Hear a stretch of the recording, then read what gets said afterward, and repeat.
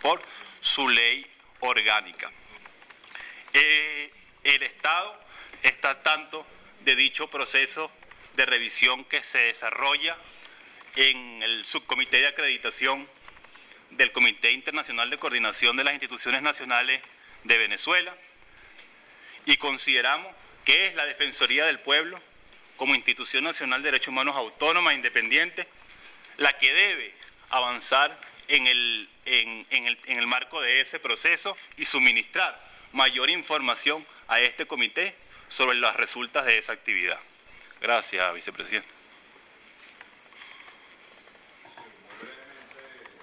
Antes de comentar unos temas vinculados a las preguntas sobre derechos humanos, quisiéramos complementar alguna información sobre el tema de pueblos indígenas, ya expuesto sobre el tema sobre todo del aspecto territorial. Pero un aspecto vinculado al reconocimiento de la identidad ha estado, por ejemplo, plasmado en la propia recolección de los datos. Anteriormente, si no estaba la comunidad indígena y no se recogía la información dentro de una comunidad indígena, no se reconocía que ese habitante estaba o era un habitante de población indígena. Uno de los cambios sustanciales es que podemos ahora diferenciar que el habitante puede estar en una ciudad y es un habitante indígena y se le reconoce con las características que tenga. Otro tema sumamente importante es la incorporación desde el punto de vista de los derechos. Aquí estamos hablando, por ejemplo, solamente para comparar el periodo del año 2001 y 2011 en lo que tiene que ver con la escolaridad, la asistencia de la población indígena a planteles educativos de 7 a 12 años, pasamos de 83% a 95% la asistencia a planteles educativos, y de 13 a 17 años pasamos de 69 a 82%. Eso de alguna manera demuestra los avances desde el punto de vista de incorporación. Ahora es muy importante que en esos planteles educativos se procura la educación bilingüe. Y adicionalmente hay colecciones desde el punto de vista de la literatura, de la información que se suministra, que es precisamente respetando las tradiciones y costumbres de nuestros pueblos originarios. Vamos a ver adicionalmente el tema vinculado a lo que sería el aspecto vinculado a los derechos humanos, la pregunta que nos hacían, y vamos a tener a Rubén Darío Molina, quien es director general de la Oficina de Asuntos Multilaterales e Integración de nuestra Cancillería. Muchas gracias, señor vicepresidente y jefe de nuestra delegación. Buenas tardes a todos y todas, señoras y señores integrantes de este digno comité. Algunos integrantes del comité preguntó sobre la denuncia del Pacto de San José o de la Convención Americana. Queremos comentar en este aspecto que en la página web EPO Venezuela, es una página que se está acercando al 1.800.000 visitas, donde tenemos colgada toda la información de todos los informes que hemos presentado, todos los informes que hemos venido a hacer el diálogo interactivo. En esta página web está colgado el documento en el cual nosotros presentamos nuestros argumentos del por qué denunciamos la Convención Americana de los Derechos Humanos.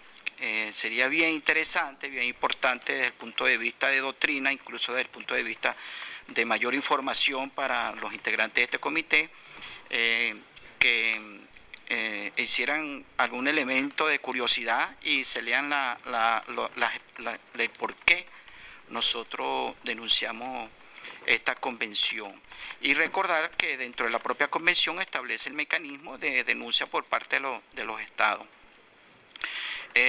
Sobre el protocolo facultativo, en la cual nos hicieron referencia para su ratificación, le agradecemos y tomamos nota al respecto.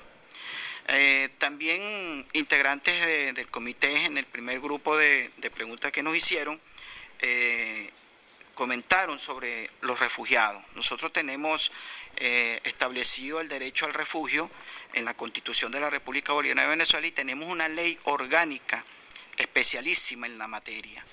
Y ante estos hechos queremos dar algunos elementos muy concretos, algunos datos muy concretos, como son, por ejemplo, desde el año 2003, la Comisión Nacional para los Refugiados ha procesado y decidido en primera instancia 9.692 solicitudes de refugio, de las cuales fueron otorgadas 1.629, fueron aprobadas, fueron negadas 8.063.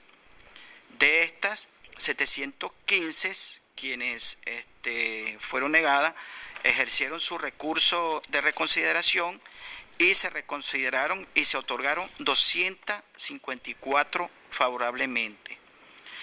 Estas decisiones han permitido otorgar el estatus de refugiados o refugiadas a 4.733 personas, de los cuales 1.893 son niñas, niños y adolescentes y 672 mujeres. Entre estas dos categorías suman 2.565, es decir, el 54% de total de refugiados y refugiadas. Cabe mencionar, que el 99% de las solicitudes de refugio son de nacionalidad colombiana, que huyen de los efectos del conflicto interno que vive ese país desde hace casi 6 décadas. Otro elemento a tomar en cuenta aquí es que hasta el año 2014 se han expedido 856 documentos provisionales, instrumentos que permiten ingresar provisionalmente al territorio venezolano a quienes solicitan el refugio mientras se decide su situación. Ahora, dentro de este elemento también es importante destacar que mientras reciben o mientras se procesa la solicitud de refugio, gozan de todos los derechos dentro de nuestro territorio nacional. Y cuando digo todos los derechos, son todos los beneficios que nosotros hemos expresado aquí por intermedio de nuestro jefe de delegación y por otros elementos que vamos a explicitar más adelante en el goce y disfrute de los derechos económicos, sociales y culturales, que es el pacto al cual nos estamos haciendo referencia en estos momentos. Hay otra pregunta también sobre los indicadores en materia de derechos humanos. Queremos comentar que sobre esta materia estamos trabajando de manera científica, estamos trabajando de manera bien responsable, un proyecto que se llama Diseño e Implementación del Sistema Nacional de Seguimiento a los Instrumentos Internacionales en Materia de Derechos Humanos ratificados por la República Bolivariana de Venezuela. Este proyecto lo estamos haciendo conjuntamente con la Oficina de las Naciones Unidas en Venezuela, con el Programa de Naciones Unidas para el Desarrollo, y también participa el Instituto de Políticas Públicas de Derechos Humanos de Mercosur. Este diseño que estamos en pleno proceso de ejecución nos va a permitir tener bien claras las normas, procedimientos y canales de información y de interrelación entre los gestores involucrados que conforman ese sistema.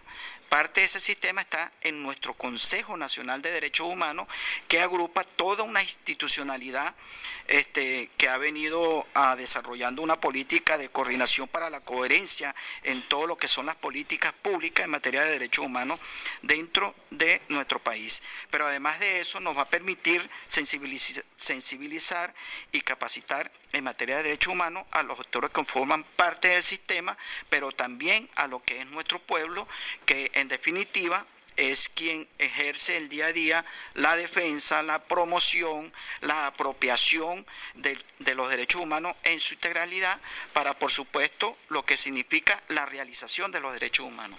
Muchas gracias, señor jefe de delegación, por darme la palabra y buenas tardes.